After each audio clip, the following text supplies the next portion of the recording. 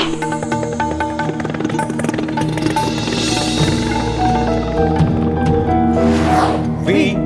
the people of India, having solemnly resolved to constitute India into a sovereign, socialist, secular, democratic republic and to secure to all its citizens. নমস্কার, শুরু করছি আজকের চতুর্থ স্তম্ভ। আমি ইন্দ্রাণী। আজ আলোচনা জগদীপ ধনখড় আর বিজেপি সাংসদ নিশিকান্ত দুবেকে নিয়ে। জগদীপ ধনখড়, যিনি জোরে হাসতে গেলে বাঁধানো দাঁতের পাটি খুলে বেরিয়ে আসে এবং যিনি একজন আইনজীবী। যাদের মনে নেই তাদের মনে করিয়ে দিই, ইনি সলমান খানের সেই মদ্যপ অবস্থায় ফুটপাতে গাড়ি তুলে মানুষ মারার মামলায় সলমান খানের পক্ষের উকিল ছিলেন। যাদের মনে নেই তাদের মনে করিয়ে দিই যে ইনি আমাদের দেশের কমিউনিস্ট পার্টি ছাড়া প্রায় প্রত্যেক দল করেছেন। জনতা দল, কংগ্রেস দল, সব দলেই উনি গেছেন, বেরিয়েছেন এবং শেষমেশ বিজেপিতে। তো তিনি বলেছেন দেশের আইনসভাই হলো সুপ্রিম, সর্বোচ্চ, তার উপরে কোনো কথাই চলতে পারে না। মানে খুব সোজা কথায় 12ই জুন 1975-এ এলাহাবাদ হাইকোর্টের বিচারক ইন্দিরা গান্ধীর বিরুদ্ধে যে রায় দিয়েছিলেন তা আইনত সিদ্ধ নয়, কারণ ইন্দিরা গান্ধী সেদিনও সংসদে বিশাল সংখ্যাগরিষ্ঠতা নিয়েই সরকারে ছিলেন। কি আশ্চর্য! ওনার কথা বলার মানে হলো যারা এই দেশে সংখ্যাগরিষ্ঠতা নিয়ে সরকারে আসবে তারা যা খুশি তাই করতে পারবে। অনেকে বলেন এই লোকটি আহাম্মক। আমি বলছি না, কিন্তু তিনি যাই হন, তার এই ধারণা প্রজাতন্ত্রের নয়, এক সংখ্যাগরিষ্ঠতাবাদের কথাই তিনি বলছেন। আমাদের দেশ প্রজাতন্ত্র। অন্যজন হলেন নিশিকান্ত দুবে, যিনি অনায়াসে সংসদে বসেই সংখ্যালঘু সাংসদকে অশালীন গালিগালাজ করতেই পারেন। তো সেই তিনিও বলেছেন সর্বোচ্চ আদালত কি সংসদের চেয়েও বেশি পাওয়ারফুল, এবং তারপর আরো একটু এগিয়ে বলেছেন সর্বোচ্চ আদালতে চিফ জাস্টিস দেশে গৃহযুদ্ধ লাগানোর তালে আছেন। আসুন এই দুই রত্নের কথাগুলো নিয়ে আলোচনা করা যাক। এমন নয় যে এটা শুধু আমাদের দেশেই আছে। যে কোনো গণতান্ত্রিক রাষ্ট্র কাঠামোর 4টে মূল স্তম্ভ আছে। 1, আইনসভা, যেখানে মানুষের নির্বাচিত প্রতিনিধিরা আইন তৈরি করবে। গোটা দেশের জন্য লোকসভা, রাজ্যসভা আছে, রাজ্যের জন্য বিধানসভা, কোথাও কোথাও বিধান পরিষদ। 2, প্রশাসন, সেই আইন লাগু করবে, আইন মাফিক বিলি বন্দোবস্ত করবে, সরকারের নির্দেশ অনুযায়ী সংসদে যে অর্থ বরাদ্দ হয়েছে তা অনুযায়ী বিভিন্ন প্রকল্পে খরচ করবে, সরকারকে সেই খরচের খতিয়ান দেবে। তাদেরই এক অংশ পুলিশ, যদি মনে হয় কেউ কেউ বেআইনি কাজ করছেন, আইন ভঙ্গ করছে, তাহলে তা খতিয়ে দেখবে, প্রয়োজনে তা বিচারের জন্য হাজির করবে। 3 নম্বর হলো বিচার ব্যবস্থা, যারা বিচার করবে, আইন প্রয়োগে স্বাধীনভাবে রায় দেবে, নাগরিক আর রাষ্ট্রের বিবাদে নিরপেক্ষ বিচার করবে। আর 4 নম্বর সংবাদ মাধ্যম, যারা এই 3 স্তম্ভের কাজ খতিয়ে লিখবেন, দেখবেন, সমালোচনা করবেন, সমর্থন করবেন, প্রয়োজনে জনসমর্থন তৈরি করবেন। এই 4টে স্তম্ভের ওপরে দাঁড়িয়ে আছে গণতান্ত্রিক রাষ্ট্র ব্যবস্থা। আর এই 4টে কাঠামোই স্বাধীনভাবে তাদের কাজ করবে, অন্তত করার কথা। এক আইডিয়াল ডেমোক্রেটিক স্টেটে এই 4টে স্তম্ভ স্বাধীনভাবেই কাজ করবে, এটা ধরে নেওয়াই হয়। কিন্তু এখানে একটা ছোট্ট প্রশ্ন থেকেই গেল, এই 4 স্তম্ভের মধ্যে সবচেয়ে শক্তিশালী কে? কার হাতে সবচেয়ে বেশি ক্ষমতা? আসছে সে কথায় বিরতির পর, সঙ্গে থাকুন। বিরতিতে যাওয়ার আগে প্রজাতন্ত্রের 4 স্তম্ভের কথা বলছিলাম। বারবার এই বিবাদ প্রায় প্রতিটি গণতান্ত্রিক রাষ্ট্র ব্যবস্থাতে এসেছে এবং প্রত্যেকবার শেষমেশ একটাই উত্তর এসেছে, না, এই 4 স্তম্ভের কেউ ছোট নয়, কেউ বড় নয়, কেউ একে অন্যের ওপরে খবরদারি করতে পারে না, কারণ এদের সবার উপরে আছে সংবিধান।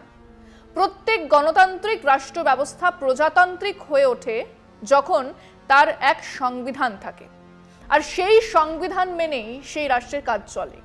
এই 4 স্তম্ভকেই ওই সংবিধান মেনেই কাজ করতে হয়। উদাহরণ দিয়ে বলি, ধরুন একটা আইনে আছে যে কেউ ধার্মিক উত্তেজনা ছড়াতে পারে না, অন্য ধর্ম সম্প্রদায়ের ওপর অত্যাচার করতে পারে না। ধরা যাক সরকারের যে দল আছে সেই দলেরই একজন নির্বাচিত প্রতিনিধি সেই কাজটা করছে, সেক্ষেত্রে কি তাকে প্রশাসন ছেড়ে দেবে? না, প্রশাসন আইন মেনে কাজ করবে, তাকে গ্রেফতার করবে এবং আদালতে পেশ করবে, আদালত আইন মেনেই তার বিচার করবে। আর গোটা পদ্ধতিতে কে শক্তিমান, কার হাতে সর্বোচ্চ ক্ষমতা? সংবিধানের হাতে।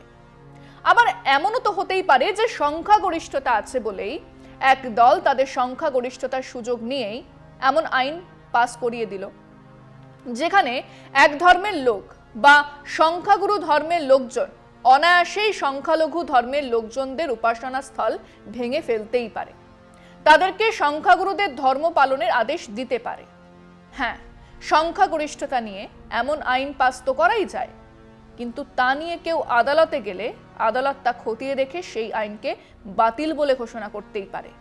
এক্ষেত্রেও খেয়াল করুন, আসলে সর্বশক্তিমান কিন্তু ওই সংবিধান, যা ধ্রুবতারার মতো আমাদের রাষ্ট্র কাঠামোকে দিক নির্দেশ করছে। কিন্তু হ্যাঁ, এখানে কিন্তু আছে কারণ এই সংবিধান তো এক লিখিত দলিল, তার বহু অধ্যায়, বহু অনুচ্ছেদ, ওদিকে দণ্ড সংহিতা, সেই আইনেরও বিভিন্ন ধারা, আর তার সবটাই সেই সংবিধানের অনুচ্ছেদের, সেই আইনের ধারার ব্যাখ্যার উপর নির্ভর করে। আর সেখানেই বিরাট সমস্যা তৈরি হয়। এবারে সমস্যা দুটো জায়গা থেকে শুরু হয়েছে। এক, ওয়াকফ বিল। দুই, রাজ্যপাল সংক্রান্ত কিছু মামলা থেকে। ওয়াকফ বিল সংসদে পাস হয়েছে, সংখ্যাগরিষ্ঠতা আছে তাই পাস হয়েছে, কিন্তু ওই যে বললাম, সেই আইন সংবিধান সম্মত কিনা, সেই আইন সংবিধানের মৌলিক অধিকারকে লঙ্ঘন করছে কিনা, তাই নিয়ে বেশ কিছু আপিল জমা পড়েছে। এবং মামলার বিচারের শুরুতেই সর্বোচ্চ আদালত জানিয়েছে যে এই মামলার বিচার না হওয়া পর্যন্ত ওই যে আইন পাস করানো হলো তার বেশ কিছু ধারা লাগু হবে না। যেমন ওয়াকফ কমিটিতে অমুসলমান নিয়োগ বন্ধ থাকলো। ইনফ্যাক্ট আদালত জিজ্ঞেস করেছে সরকারকে যে তিরুপতি মন্দির ট্রাস্টে কি মুসলমান আধিকারিক রাখা সম্ভব? আদালত আপাতত যেসব জায়গাতে ওয়াকফ সম্পত্তি নিয়ে ডিসপিউট আছে সেগুলো যেরকম আছে সেরকমই থাকবে বলে জানিয়েছে। আসছি পরবর্তী আলোচনা একটা বিরতির পর। এ তো গেল ওয়াকফ বিল মামলা। ওদিকে বিভিন্ন অবিজেপি রাজ্য সরকারের অভিযোগ হলো রাজ্যের রাজ্যপাল বিধানসভাতে পাস হয়ে যাওয়া বিলগুলোকে ফেলে রেখেছেন, রাষ্ট্রপতির কাছেও আটকে আছে। সেগুলো নিয়ে কিছু করা হোক, সেগুলোকে একটা সময়ের মধ্যে অনুমতি দেবার একটা ব্যবস্থা হোক। তা না হলে নির্বাচিত রাজ্য সরকার বিল পাস করাবে আর রাজ্যপাল সেটাকে আটকে রাখবে। এই বা কেমন কথা? এসব মামলার বিচারের শুরুতেই সর্বোচ্চ আদালত বলেছে যে এরকমটা হওয়া বাঞ্ছনীয় নয়। রাজ্যপাল বিল ফেলে রাখলে চলবে না, রাষ্ট্রপতির কাছেও যদি 3 মাসের বেশি বিল পড়ে থাকে তাহলে তার একটা কারণ দেখাতে হবে। এই রায়ের পরে দেশের উপরাষ্ট্রপতি জগদীপ ধনখড় প্রায় বিজেপি নেতার ভূমিকায় নেমে পড়েছেন। ওনার বক্তব্য, নির্বাচিত প্রতিনিধিরা যে আইন পাস করেছে তা সুপ্রিম কোর্ট কিভাবে আটকাতে পারে? সুপ্রিম কোর্ট কি সংসদের চেয়েও বড়? ওদিকে এক দুর্মুখ আছেন, আগেই বলেছি, নিশিকান্ত দুবে। তিনি বলেছেন চিফ জাস্টিস অফ ইন্ডিয়া দেশে গৃহযুদ্ধ লাগানোর চেষ্টা করছেন। আরবান নকশাল বলেননি এটাই তো যথেষ্ট। তিনি দেশের প্রধান বিচারপতিকে গৃহযুদ্ধ লাগাচ্ছেন বলার পরেই বিজেপির দুধুভাতু সভাপতি জগৎ প্রকাশ নাড্ডা বলেছেন এটা দলের মতামত নয়, দল ওনার এই কথাকে সমর্থন করছে না। তার মানেই হলো এতদিনে ওই নিশিকান্ত দুবের ভাগ্য ফিরল, কারণ দল থেকে এরকম ভৎসনার পরেই সাধারণত বিজেপি দলের সেই নেতাকে মন্ত্রী ইত্যাদি করা হয়। গিরিরাজ সিং বা নীতিশ নারায়ণ রানে বা অনুরাগ ঠাকুর ইত্যাদির ক্যারিয়ারগ্রাফটা একবার দেখে নিন। অত্যন্ত কটু কথা বলার পরে দলের নিন্দা করার কিছুদিনের মধ্যেই এনারা মন্ত্রী হয়েছে। তো যাই হোক, এই যে বিতর্ক ধনখড় সাহেব বা এই দুর্মুখ নিশিকান্ত দুবে তুলে দিলেন, বলা ভালো খুঁচিয়ে ঘা করলেন, তার পরিণাম খুব ভালো হবে না, বুমেরাং হয়ে ফিরে আসবে। বিরোধী শাসিত বিভিন্ন রাজ্যে যেভাবে একটা মিছিল, একটা মিটিং এর জন্য বিজেপি নেতারা আদালতে কাছে যাচ্ছেন এবং জাদু বলে রায় নিয়ে আসছেন, সেসবই কিন্তু এবারে প্রশ্নের মুখে পড়বে। আর সারা দেশে আব কি বার 400 পার বলার পরে সংবিধানটাকেই বদলে দেবার চেষ্টার ফল কি হয়েছিল মনে নেই? 303 থেকে সংখ্যালঘু 240 আছে বিজেপি। কাজেই তারা সারা দেশে আবার এই সংবিধান বিরোধী কথা মানুষকে বিপক্ষে নিয়ে যাবে। আর বিরোধী রাজ্যগুলোতে অবিজেপি দলেরা এবার আদালতের বিরুদ্ধে কথা বলার একটা লাইসেন্স তো অন্তত পেয়ে গেল। বিধানসভায় পাশ করা বিলকে আটকে রাখা এরপর আরো প্রশ্নের মুখে পড়বে। আজ নয়, সেই কবেই আমাদের বিধানসভা রাজ্যের নাম বদলের বিল পাস করে পাঠিয়ে রেখেছে। হ্যাঁ, সংখ্যাগরিষ্ঠ মানুষের নির্বাচিত সরকারই সেই বিল পাশ করিয়েছে। এখনো কেন সেই সংখ্যাগরিষ্ঠ মানুষের রায় নির্বাচিত সরকারের বিল দিল্লির সরকারের সম্মতি পেল না, রাষ্ট্রপতির সম্মতি পেল না? এই প্রশ্নগুলো কিন্তু এবারে উঠবে। তুলে দিলেন কে? মাননীয় জগদীপ ধনখড়, যিনি জোরে হাসতে গেলে বাঁধানো দাঁত খুলে বেরিয়ে আসে। আজ এখানেই শেষ করছি। শুভরাত্রি।